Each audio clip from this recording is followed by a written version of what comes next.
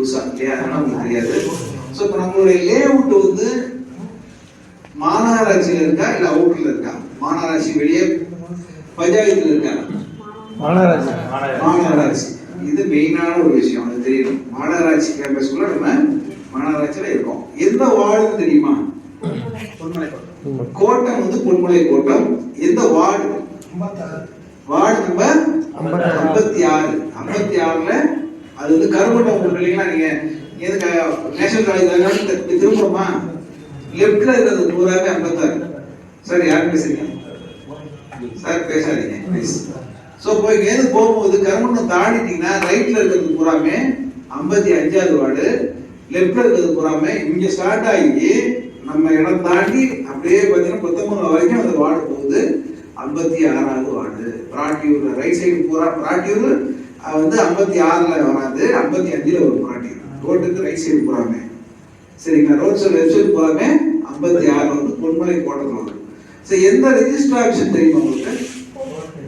Sir கோர்ட்னா case நடக்குது sir. இல்ல sir, register office. Register ஆஃபீஸ்னா பத்திர பதிவு பண்றோம் இல்லைங்களா? கோர்ட் பேக் சைடு கோர்ட் கேம்பஸ்க்குள்ள ஒரு பத்திர ஆஃபீஸ் இருக்கு. ஜாயிண்ட் ஒன்றுன்னு சொல்லுவாங்க சரிங்களா?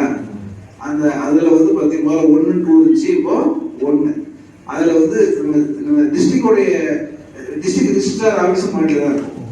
கீழே வந்து சப் ரிஜிஸ்ட்ரார் ஆஃபீஸ். பொதுவாக அந்த பத்திர பதிவுகள் பூராமே சப் ரிஜிஸ்ட்ரார் தான் நடக்கும். அந்த சப் ரிஜிஸ்ட்ரார் ஆஃபீஸ் எங்க போச்சுன்னா கோர்ட் கேம்பஸ்குள்ள சரிங்களா? கோர்ட் கேம்பஸ்குள்ள இருக்கக்கூடிய சப் ரிஜிஸ்ட்ரார் ஆஃபீஸ் தான் நம்மளுடைய அந்த பவுண்டரியில தான் நம்ம இடம் வருது. ஸோ அந்த இப்போ நம்ம இடத்துடைய கைட்லைன் வேல்யூ உங்களுக்கு அரசு மதிப்புன்னு ஒன்று இருக்கு. அதை பத்தி தெரியுங்களா உங்களுக்கு? 750 ரூபாய் ஸ்கொயர் ஃபீட். நம்மளுடைய மார்க்கெட் வேல்யூ வந்து 2020 ரூபாய், கைட்லைன் வேல்யூ வந்து 780 ரூபாய். ஸோ இப்போ இதுல வந்து பாத்தீங்கன்னா பேங்க் லோன் ஏதாவது அவைலபிலிட்டி இருக்கா அப்படின்னு சொல்லி கஸ்டமர் கேட்டான்னு சொன்னாங்க. எவ்வளோ பேங்கோட நம்ம டைப் பண்ணிருக்கோம் ஏதாவது ஐடியா இருக்கா உங்களுக்கு? இல்லையா? கிட்டத்தட்ட ஒரு 6 பேங்கோட நம்ம பேசி ஓகே பண்ணி வச்சிருக்கோம் சரிங்களா? HDFC, ICICI, Punjab national bank, Karur Vysya bank, Indian bank சரிங்களா? இதெல்லாம் பேங்கிங் செக்டர். இது மட்டும் இல்லாம ஃபினான்ஸ் செக்மெண்ட் இருக்கும். சோழமண்டலம், ஸ்ரீராம் இல்லைங்களா? நிறைய சின்ன சின்ன ஃபினான்ஸ் செக்மெண்ட் இருக்கும். அதுலேயுமே கிட்டத்தட்ட ஒரு 7-8ல நம்ம வந்து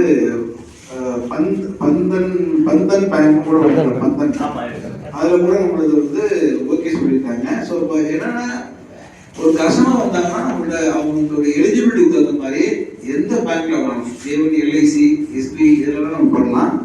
ஏன்னா பேங்க் நம்மளுடைய ப்ராப்பர்ட்டியை பொறுத்த வரைக்கும் கார்பரேஷன் லிமிட்ல உள்ள DTCP ரெரா அப்ரூவல் வாங்கின கார்பரேஷன் அப்ரூவல் ஆகிருக்கும்.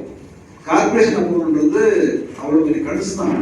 நீங்கள் ரூரல் அப்ரூவலோட கார்பரேஷன் அப்ரூவல் வந்து ரொம்ப முக்கியமானது. கார்பரேஷன் அப்ரூவல் வாங்க போகும்போது பார்த்தீங்கன்னா ரூரல் அப்ரூவலுக்கும் கார்பரேஷன் அப்ரூவல் வித்தியாசம் இருக்குது. கார்பரேஷன் அப்ரூவலுக்கு எலக்ட்ரிசிட்டி பூரா உள்ளே கொண்டாந்துருக்கும். போஸ்ட் போடுறாங்க பார்த்தீங்களா, அது வந்து எலக்ட்ரிசிட்டி ஃபுல்லாகவே உள்ளே கொண்டாந்துருக்கும். ரூரலுக்கு எலக்ட்ரிசிட்டி வரணும்னு அவசியம் கிடையாது, சோலார் வச்சா போதும். நம்ம லேவுல பார்த்தீங்கன்னா சோலாரும் இருக்கும், எலக்ட்ரிசிட்டியோடைய கனெக்ஷனும் இருக்கும். ஈவன் எலக்ட்ரிசிட்டி லைட் போடுறது ஒவ்வொன்றுலையுமே 40 வாட்ஸ் சோலார் இந்த லைட்டு என்ன LED லைட் இருக்கியா, அது போடுறதுக்கு தனியாக 1 லட்சம் பணம் கட்டிடுவோம். நம்ம JBR கன்ஸ்ட்ரக்ஷன் சார்பில் கார்பரேஷன் பணம் கட்டிடுவோம்.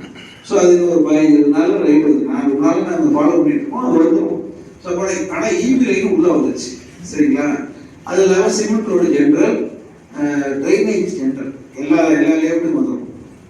3வது 4வது ஒன்று இருக்கு. என்ன அப்படின்னு சொன்னா ஒவ்வொரு வீட்டு மனைக்கும் கார்பரேஷன் பொறுத்த வரைக்கும் காணி மனை வரின்னு சொல்லுவாங்க.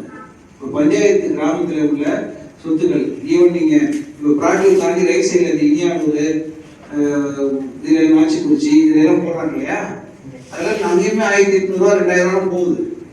நீங்கள் அதே சோழநகருக்கு தீர்நகருக்கு எல்லாம் பார்த்தீங்கன்னா நீங்கள் 3000 போகுது. நீங்கள் புதுசாக ஒரு ப்ராஜெக்ட் பண்ணி 3000 தான் ஓப்பன் பண்ணி போயிட்டு இருக்கு சரிங்களா? ஒரு மிகப்பெரிய நிறுவனம் ஒரு சின்ன லேவுட் தான் போட்டுருக்காங்க. நம்ம லேவுட் மாதிரி தான் போட்டுருக்கோம், ஒரு 2 ஏக்கர் தான் போட்டுருக்காங்க. கிட்டத்தட்ட 3000 ரூபா 2071 ரூபா அந்த மாதிரி தான் அவங்க ரேட் கோட் பண்ணிட்டாங்க. ஸோ அதெல்லாமே கூட கார்பரேஷன் அப்ரூவல் கிடையாது, அதெல்லாம் கிராம பஞ்சாயத்து அப்ரூவல் தான். ஆனால் சிட்டியை ஒட்டியே இருக்கும். நம்மளுக்கு கார்பரேஷன் அப்ரூவல் என்னன்னா ஒவ்வொரு காளிமனைக்கும் கிட்டத்தட்ட 7 வருஷத்துக்கு மின்கூட்டியே 7 வருஷத்துக்கு நம்ம வந்து காளிமனை வரை கட்டியிருக்கோம். அது கட்டுறதுனால என்ன ஆகுச்சுன்னா, நீங்க வந்து நாளைக்கே ஒருத்தர் வீடு கட்டுறாங்கன்னு வச்சுக்கோங்க, வீடு கட்டுறாங்கன்னா அப்ளை பண்றோம், ஆன்லைன்ல நீங்க அப்ளை பண்ணலாம். கார்பரேஷன் பொறுத்த வரைக்கும் ஆன்லைன்ல எதுவாக இருந்தாலும் நீங்க ஆன்லைன்ல அப்ளை பண்ணலாம். அந்த ஆன்லைன்ல அப்ளை பண்ணும்போது பாத்தீங்கன்னா உங்களுக்கு கேட்கும் காளிமனை வரை கட்டியிருக்கா அப்படின்னு ஃபர்ஸ்ட் கேட்கும். கட்டலைன்னா கட்டிட்டு வாங்கன்னு அவ்வளோதான், அதுக்கப்புறம் ஓப்பன் ஆகாது. நீங்க கார்பரேஷனுக்கு போனீங்கன்னா 7 வருஷத்துக்கு, அதாவது கிட்டத்தட்ட 14 மாசத்துக்கு ஒரு 6, ஒரு வருஷத்துக்கு 2 6, சரி 6 சொல்லுவாங்க, அது பேர் 6 சொல்லுவாங்க, 2 6, அப்போ 14 6 கட்டிட்டு வாங்கன்னு சொல்லுவாங்க. அப்போ ஒரு ஸ்கொயர் ஃபீட் ரேட்டு, ஸ்கொயர் ஃபீட்டுக்கு 75 பைசா, ₹1 20 பைசா இருக்கு ஸ்கொயர் ஃபீட். இப்போ 2000 ஸ்கொயர் ஃபீட் அப்படின்னு சொன்னா கிட்டத்தட்ட 2000 ரூபாய், வருஷத்துக்கு 4000 ரூபாய், 7 வருஷத்துக்கு எவ்வளோ ஆச்சு? 4 7 28,000 ரூபாய். இது மட்டும் இல்லாம அந்த நீங்க கட்ட